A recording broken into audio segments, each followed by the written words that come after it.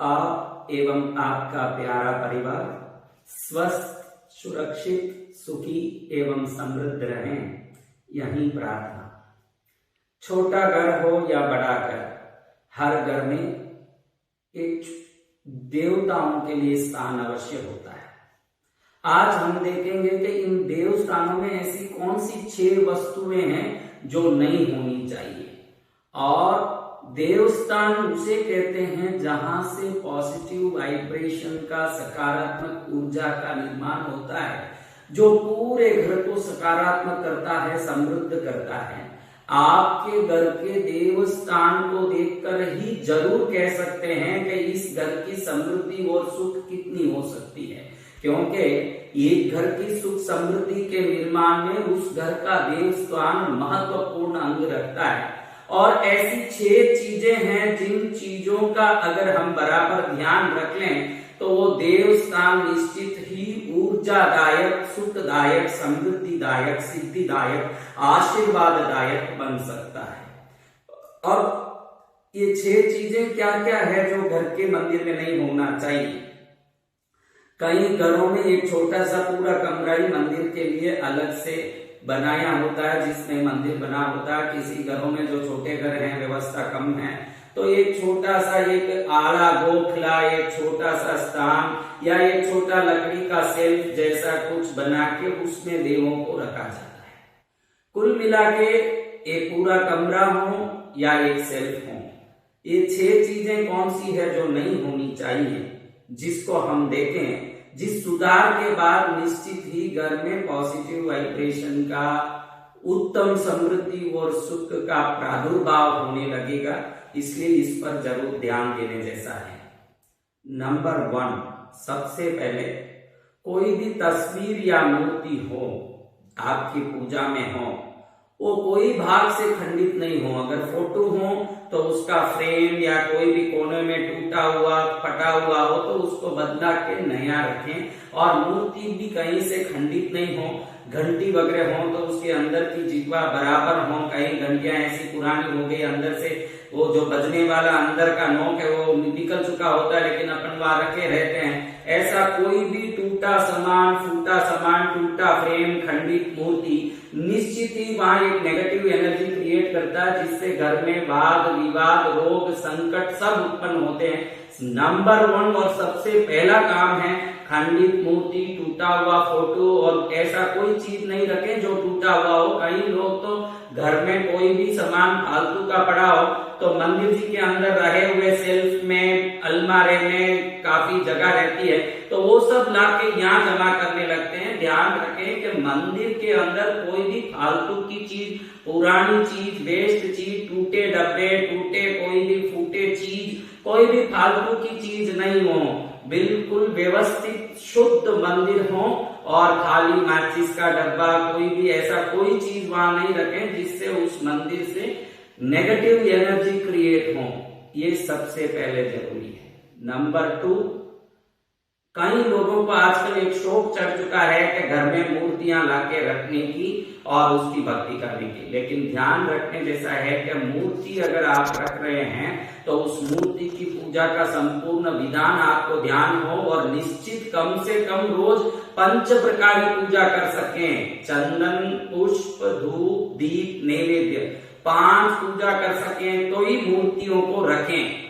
अगर आपको मूर्ति रखने की शौक है लेकिन आप पूजा विधिवत नहीं जानते हैं तो एक अंगूठे प्रमाण की मूर्ति आप रख सकते हैं, जिसमें आप आपकी इच्छा अनुसार धूप दीप करें तो भी चलता है। उससे ऊपर की कोई भी मूर्ति हो तो उन मूर्तियों की निश्चित ही चंदन पूजा, पुष्प पूजा, धूप पूजा, दीप पूजा और नैवेद्य पूजा, ये 5 पूजाएं होना अत्यंत अनिवार्य है। जिनसे ये सब करने बन पड़ रहा हो वही मूर्तियों को रखें, वरना आप जिन इष्ट को मानते हैं उन सबका तस्वीर फ्रेम में बनवा के बढ़िया से छोटा सा रखें, जिसका आप रोज धूप दीप पुष्प आदि पूजा यथाशक्ति आप कर सकते हैं। नंबर 2 ये है कि भाई हम यथासंभव मूर्ति पूजा की पूरी जानकारी हो और मूर्ति पूजा करने जैसी हमें क्षमता हो, हर दिन पूजा होती हो तो ही मूर्तियों को रखें, वरना चित्रपटों से, फोटो से ही घर में पूजा करें। अगर मूर्ति रखना ही है तो अंगूठे प्रमाण तक, यानी अधिकतर 3 इंच तक की मूर्तियों को रख सकते हैं। ये दूसरा। नंबर 3, तीसरा पॉइंट, जो मंदिर का कमरा है आपका, उस कमरे में एक भी जाला नहीं हो। अगर आपके घर के मंदिर में जाले लटक रहे हैं या आप जो मंदिर का छोटा सा सेल बनाए हैं, स्थान बनाए हैं, उस स्थान के अंदर जाले लगा हुआ है, कचरा या धूल मिट्टी लगी हुई है, तो निश्चित ही उस घर में विवाद और रोग का उत्पत्ति अवश्य होता है। इसलिए घर के मंदिर को शुद्ध रखें, पूरे घर को तो शुद्ध रखना ही चाहिए, पूरा घर ही हमारे लिए स्वच्छता का स्थान होना चाहिए।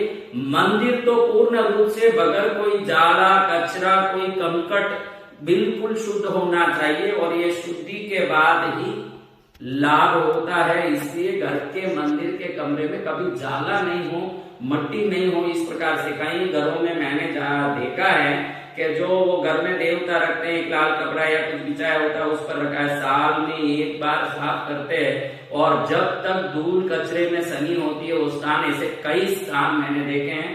आप मंदिर घर को स्वच्छ रखेंगे, आपके देव स्थान को स्वच्छ रखेंगे, तभी वहां से देव शक्ति की कृपा पूरे घर में फैलेगी। ये बहुत ही अनिवार्य, बहुत ही जरूरी चीज है। चौथा है, कई लोग रोज पुष्प पूजा नहीं करते हैं। रोज पुष्प पूजा करें तो बहुत अच्छा है। अगर आप धूप दीप तक कर रहे हैं तो इतना ही लाभ आपको मिलेगा जितना आप सेवा कर रहे हैं। कई लोग ऐसे हैं जो कोई दशहरा के दिन, नवरात्रि के दिन, अक्षय तिथियों के दिन, होली के दिन, कोई विशेष दिनों में फूल चढ़ा देते हैं। अब वो फूल चढ़ा दिया, वो फूल सूख के वहीं पड़ा हुआ है। कभी अगली बार फूल चढ़ाना होता है तभी वो फूल को उठाते हैं, या जब फुर्सत मिले तब 8-15 दिन बाद उस पुष्प को उठाते हैं। चौथी और अनिवार्य बात ये है कि कोई सूखा पुष्प मंदिर में ना हो। जैसे जैसे पुष्प सूखता है उसके अंदर रहा हुआ जल तत्व, आकाश तत्व, प्राण ऊर्जा समाप्त होकर के उसमें से नेगेटिव तरंगें उत्पन्न होने लगती है। जो पुराने बासी फूल और सूखे पुष्पों को मंदिर से हटाए बगैर रखे रहते हैं, उस घर में भी सुख समृद्धि की कमी रहती है। इसलिए सूखी चीजें, बासी पुष्पों मंदिर में नहीं होना चाहिए। फूल चढ़ाया, अगले दिन सुबह जरूर उसको पूरी तरह से साफ करके मंदिर को एक बार साफ कर लें, ये जरूरी है। 5वां, कई घरों में रोज नैवेद्य नहीं चढ़ता है मंदिर में। अगर रोज नैवेद्य गरम गरम चढ़ाते हैं और उसमें से भाप निकलता है, लापसी चढ़ाते हो, खीर चढ़ाते हो, कुछ भी, तो वो गरम गरम भाप निकलता है तो कुल देवी को, इष्ट देवताओं को बहुत प्रसन्न करता है। और कोई कोई कभी कभी त्योहारों के दिन नैवेद्य चढ़ाते हैं और हमने कई घरों में ऐसे देखा कि खीर चढ़ाया, लापसी चढ़ाया, रख दिया, फिर 3 दिन 4 दिन तक वो खीर लापसी सड़ के गंध रहा है, उसके बाद ही वहां से उसको हटाते हैं। कई लोग तो भूल ही जाते हैं इन सबको उठाने। तो कोई भी नैवेद्य रखा हो, कोई भी वस्तु रखा हो तो उसको निश्चित रूप से तुरंत शाम से पहले वहां से हटा दें, मंदिर को साफ कर दें, क्योंकि इन चीजों का इफेक्ट बहुत पड़ता है और ये गलतियां ही घर में दुख का कारण बनती है। जो चाकू खरीद के लाता है और उपयोग नहीं जानता है, उस खुद के हाथ को वो काट लेता है। इसलिए चाकू खरीदने वाले को जितना चाकू के उपयोग का ज्ञान होना जरूरी है, देव पूजा करने के इच्छुक लोगों को देव पूजा का ज्ञान भी बहुत जरूरी है। तो हमने देखा कि 5वें में नैवेद्य बासी पड़ा ना हो, कोई भी फल हो, कोई लापसी, खीर पूरी हो, वो पढ़ के पूरे स्थान में गंदा बास रहा है, बाद में उठाएं, ये गलती नहीं करें, उसको तुरंत उठा के साफ कर दें। 6ठा और आखिरी बात है कि आजकल घरों में ये फोटोओं पर, मूर्तियों पर ये सीरियल लाइटों का, ये छोटे छोटे लाइट, जगमगाते लाइटों को डाल के डेकोरेशन करने का एक नया पद्धति है। मैंने कई घरों में देखा कि अपने घर के मंदिर में फोटोओं पर भी ऐसे लाइट लगा देते हैं जो करंट से जलता है, इलेक्ट्रिसिटी से जलता है, मूर्तियों पर भी डाल देते हैं, खूब सजा देते हैं, सोचते हैं कि सुंदरता है। आपको बता दूं कि एक घी का या तेल का दीपक से जो रोशनी निकलता है वो देवों के शरीर को प्रकाश देने वाला बनता है। वो देव शरीर जिससे प्रकाश निकल के खत्म हो रहा है, उस प्रकाश को पुनः भरने में जो दीपक काम आ रहा है, इसीलिए वो दीपक देवों पर हमारा एक आराधना का बल देता है, बदले में देवता हम पर शक्ति देते हैं। ये दीपक प्राकृतिक रूप से देवों का आशीर्वाद देने वाला बनता है। और ये जो आप जगमगाते लाइटें डाल रहे हो, ये फोटो पर सब डाल रहे हो, इस पर से विद्युत निकलता है तो वो देव शक्ति पर जाके प्रहार करता है।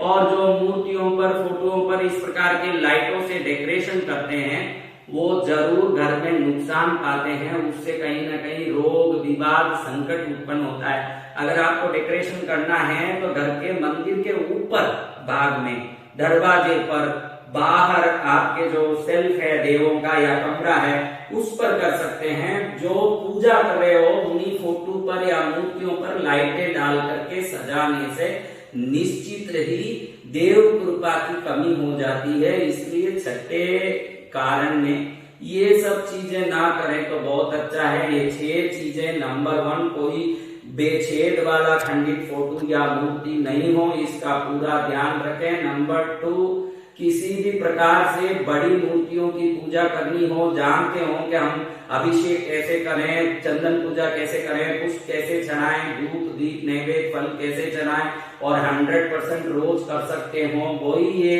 मूर्ति पूजा और साधना करें। तीसरे में घर उस स्थान पर कोई जाला कचरा नहीं हो। चौथा, सूखा पुष्प कुछ नहीं हो, एकदम बासी पुष्प पड़ा नहीं हो, उसको शुद्ध रखें। 5वें में नैवेद्य बासी वहां पड़ा न रह जाए, पहले तुरंत शाम से पहले सुबह चढ़ाया हो तो शाम पहले वो साफ कर दें।